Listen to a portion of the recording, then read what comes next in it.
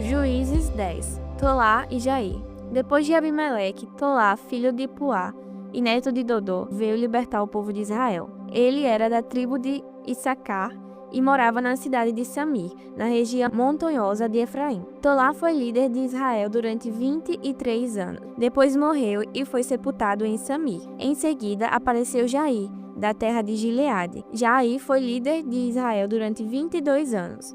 Ele tinha 30 filhos que montavam 30 jumentos. Os seus filhos tinham 30 cidades na região de Gileade. Elas são chamadas até hoje de cidades de Jair. Jair morreu e foi sepultado em Camon. Os amonitas escravizam o povo de Israel. E mais uma vez, os israelitas pecaram contra Deus, o Senhor. Adoraram a Deus Baal de várias cidades, a deusa Astarote e também os deuses da Síria, de Sidom, de Moabe, de Amon e dos filisteus. Eles abandonaram o Senhor e deixaram de adorá-lo. Então ele ficou muito irado com os israelitas e deixou que os sofressem nas mãos dos filisteus e dos amonitas. Naquele mesmo ano, eles derrotaram os israelitas e os escravizaram. Durante 18 anos, eles escravizaram todos os israelitas que viviam em Gileade, a leste do Rio Jordão, na terra dos amorreus. Os amonitas também atravessaram o Rio Jordão para lutar contra as tribos de Judá, de Benjamim e de Efraim. E assim, Israel passava por uma grande aflição. Então os israelitas pediram socorro a Deus,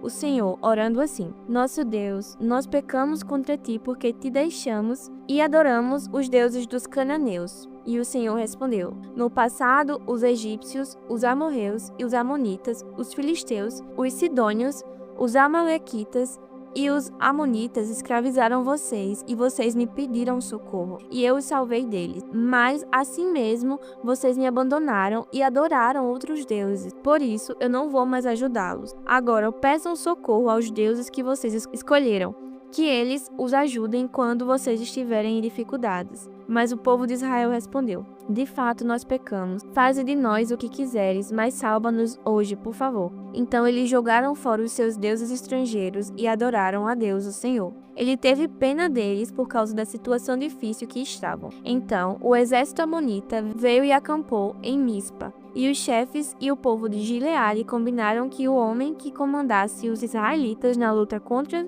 os amonitas seria o chefe dos moradores de Gileade. Jó, capítulo 39. Quem fez cada animal com o seu jeito de ser? Você sabe quando nascem os cabritos selvagens? Ou já viu nascerem as corças? Você sabe quantos meses as suas fêmeas levam para darem cria? Ou qual é o momento do parto? Você sabe quando elas se abaixam para dar cria, trazendo a este mundo os seus filhotes? Os filhotes crescem fortes no campo, depois vão embora e não voltam mais. Quem deu a liberdade aos jumentos selvagens? Quem os deixou andar soltos à vontade? Eu lhes dei o deserto para ser a sua casa, e os deixei viver nas terras salgadas. Eles não querem saber do barulho das cidades. Não podem ser domados nem obrigados a levar cargas. Eles pastam nas montanhas, onde procuram qualquer erva verde para comer. Será que um touro selvagem vai querer trabalhar para você? Será que ele vai passar a noite no seu curral? Será que você consegue prendê-lo com cordas ao arado, a fim de arar a terra ou puxar o rastelo? Será que você pode confiar na grande força que ele tem, deixando por conta dele o trabalho pesado que há de fazer? Você espera que ele traga o trigo que você colher e o amontoe no terreiro? Como batem rápidas as asas da avestruz. Mas nenhuma avestruz voa como a cegonha. A avestruz põe os seus ovos no chão, para que a areia quente os faça chocar. Ela nem pensa que alguém vai pisá-los, ou que algum animal selvagem pode esmagá-los. Ela age como se os ovos não fossem seus, e não se importa que os seus esforços fiquem perdidos. Fui eu que fiz assim, sem juízo, e não lhe dei sabedoria. Porém, quando ela corre tão depressa que zomba de qualquer cavalo e cavalheiro. Jó, por acaso, foi você quem fez os cavalos tão fortes? Foi você quem enfeitou o pescoço deles com a crina? É você quem os faz pular como gafanhotos e assustar as pessoas com seus rinchos? Eles cavocam o chão com as patas e correm para a batalha com todas as suas forças. Eles não têm medo, nada os assusta e a espada não os faz recuar. Por cima deles as flechas assobiam e as lanças, os dardos brilham. Tremendo de impaciência, eles saem galopando, e quando a corneta soa, não podem parar quietos. Eles respondem com rinchos aos toques das cornetas. De longe, sentem o cheiro da batalha e ouvem a gritaria e ordens de seu comando. É você que ensina o gavião a voar e abrir as asas do seu voo para o sul? Será que a águia espera que você dê ordem a fim de que ela faça o seu ninho lá no alto? Ela mora nas pedras mais altas e no alto das rochas constrói o seu ninho seguro. Dali, enxerga o animal que ela vai atacar. Os seus olhos o avistam de longe. Onde há um animal morto, ali se ajuntam as águias e os filhotes chupam o sangue. Atos 19. Paulo em Éfeso. Enquanto Apolo estava na cidade de Corinto, Paulo viajou pelo interior da província da Ásia e chegou a Éfeso. Ali encontrou alguns cristãos e perguntou: "Quando vocês creram, vocês receberam o Espírito Santo?" Eles responderam: "Nós nem mesmo sabíamos que existe o Espírito Santo." "Então, que tipo de batismo vocês receberam?" perguntou Paulo. "O batismo de João Batista", responderam. Então Paulo disse: "João batizava aqueles que se arrependiam dos seus pecados. E também dizia ao povo de Israel que eles deviam crer naquele que havia de vir depois dele, isto é, em Jesus."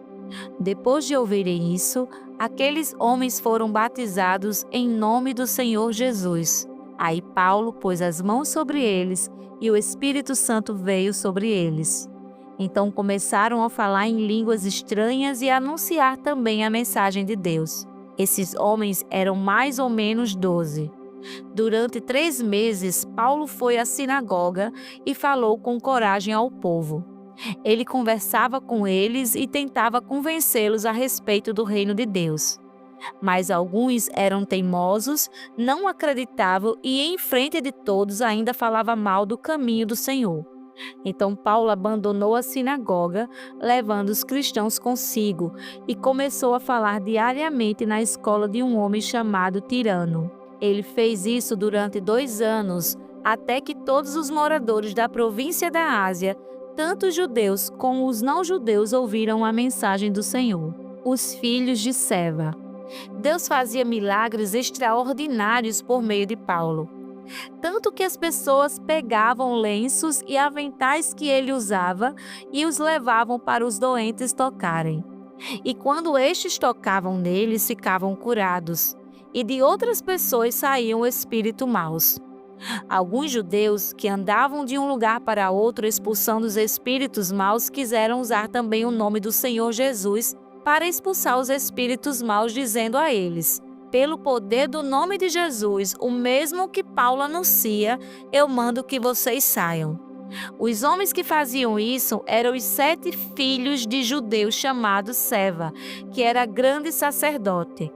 Mas certa vez um espírito mau disse a eles: "Eu conheço Jesus e sei quem é Paulo, mas vocês quem são?" Então o homem que estava dominado pelo espírito mau os atacou e bateu neles com tanta violência que eles fugiram daquela casa feridos e com as roupas rasgadas. E todos os que moravam em Éfeso, judeus e não-judeus, souberam disso. Eles ficaram com muito medo e o nome do Senhor Jesus se tornou mais respeitado ainda. Então muitos dos que creram vinham e confessavam publicamente as coisas mais que haviam feito. E muitos daqueles que praticavam feitiçaria juntaram os seus livros e os trouxeram para queimar diante de todos. Quando calculavam o preço dos livros queimados, o total chegou a 50.000 moedas de prata. Assim, de maneira poderosa, a mensagem do Senhor era anunciada e se espalhava cada vez mais.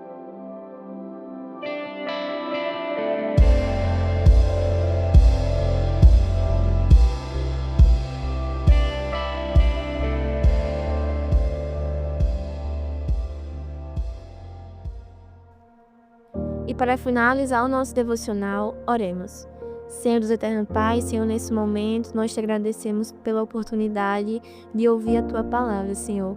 Grava, Senhor, essa mensagem no nosso coração, para que entendamos, Senhor, quem Tu és através da Sua palavra, Jesus. Obrigada pelo Seu sacrifício, obrigada pelo Seu amor e por tudo que o Senhor tem feito na nossa vida, Deus. Nos dá livramento e nos faz, Senhor, enxergar a Sua glória no nosso dia. É assim que eu te oro e te agradeço. Amém.